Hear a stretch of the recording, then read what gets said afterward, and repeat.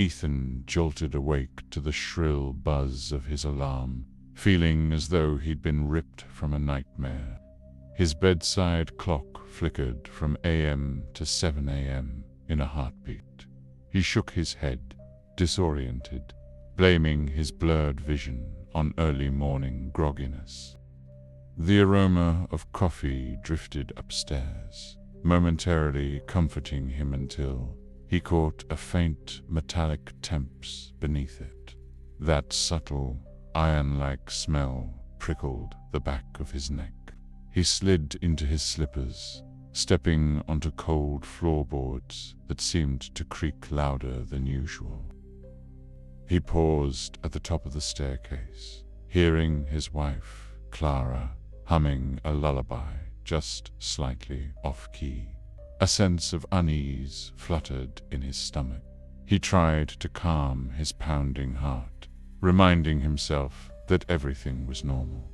He was home, wasn't he? Ethan entered the kitchen to find Clara plating up breakfast eggs that gleamed almost unnaturally. When he took a bite, the texture seemed to dissolve into a strange, tasteless pulp. He swallowed, feeling as though he'd eaten nothing at all. His son, Oliver, sat at the table, scribbling on paper. Glancing over the child's shoulder, Ethan froze.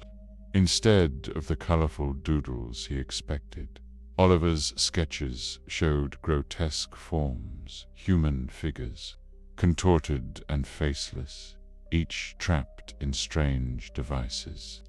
Oliver glanced up with a hollow smile that didn't reach his eyes. Attempting to wash away his unease, Ethan gulped water from a tall glass. But no matter how much he drank, his throat stayed desert dry. It was as if the liquid vanished on contact. The clink of the glass on the table echoed strangely, amplifying his rising sense of dread. Needing air, Ethan stepped outside. The suburban street, normally a cheerful sprawl of neighbors and passing cars, was deathly silent.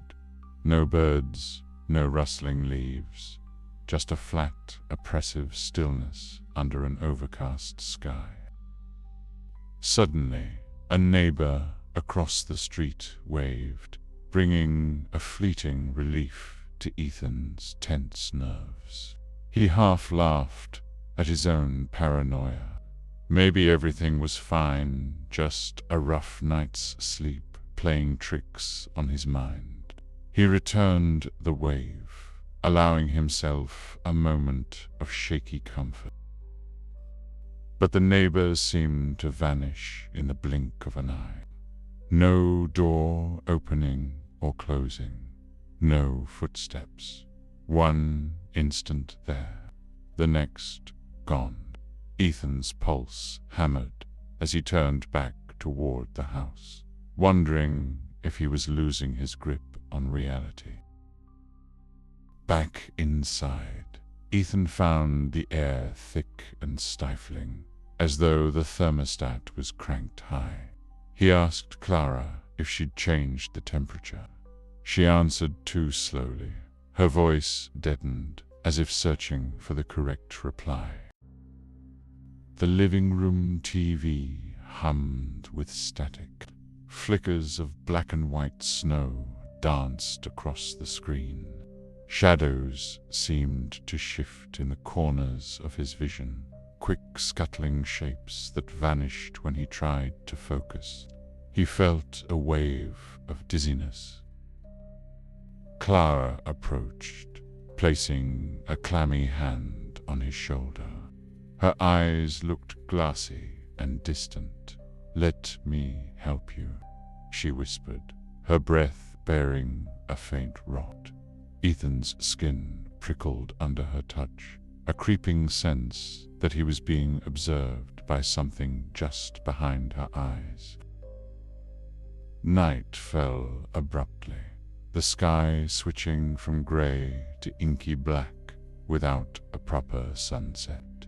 In the upstairs hallway, Ethan heard Oliver giggling, a high-pitched, almost maniacal sound that set his nerves on edge. Tiptoeing toward Oliver's bedroom, Ethan noticed something smeared across the walls, small, childlike handprints in a dark, crusted substance he didn't dare identify. He placed a trembling hand on the doorknob. Inside, Oliver was huddled on the floor, hunched over something. The moment Ethan entered, the laughter died. The child raised his head, and in the faint glow of a single lamp, Ethan saw dark splatters across Oliver's shirt and an unnatural calm in his son's gaze. Heart hammering, Ethan backed away and sprinted to the master bedroom in search of Clara. The door slammed shut behind him. She stood with her back to him, shoulders quivering in the dimness.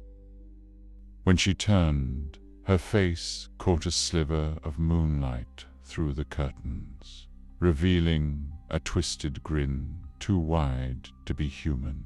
Strange, pulsing symbols marred the walls, as though carved with a hot blade. A bitter stench of sulfur hung in the air. His voice died in his throat. Clara's jaw seemed to stretch, eyes reflecting a sickly glow. "You're not alive enough for the living, not dead enough for the dead." The words reverberated like a broken chorus, confirming the nightmare was real. Desperate, Ethan dashed for the stairs, only to find Oliver blocking his path. The boy's eyes were deep voids, with an unnerving grin stretching ear to ear. Dark shapes flickered around his silhouette like a swarm of insects. The house itself began to warp. Walls became fleshy and pulsating, windows sealed over as if scabbed shut. Each door he tried to open was solid wall inside, leaving him trapped in a labyrinth of shifting corridors. In a sudden surge of memory, Ethan recalled a blinding flash of headlights, shattering glass, and the screech of metal on metal. He realized he had died that very morning. This place, a cursed imitation of his life, was hell. His soul was damned. But why, he asked himself, why me? Ethan stumbled forward, choking on sulfur-laden air that clung to his lungs like hot tar. Where the decaying walls of his home had stood mere moments ago, there was now an endless, jagged expanse of burned-out earth. Rivers of molten rock scarred the horizon, their dim glow casting ghastly shadows across the broken landscape. The sky above raged an angry red, with tattered clouds of black smoke hissing like serpents across its surface. Ethan, terrorized, watched as the two towering creatures moved with a predatory grace. Skeletal arms bending at impossible angles, their long claws scraping at the wasteland with every step. Their eyes burned with a cruel, infernal light. Rows of jagged teeth glinted under the crimson sky, and an oily smoke curled from their gaping maws. Ethan's mind reeled at the sight. He wanted to beg for mercy, to weep, to deny this horror. But his throat felt sealed shut by ash and fear. Darkness swallowed Ethan whole, a suffocating void where no light could penetrate. Yet he remained painfully aware he could feel the molten earth clutching his body like a living creature. the searing heat gnawing at his flesh, even though he had no true flesh left to burn. An eternity stretched out before him in that blackness, punctuated only by the echo of his own ragged breathing.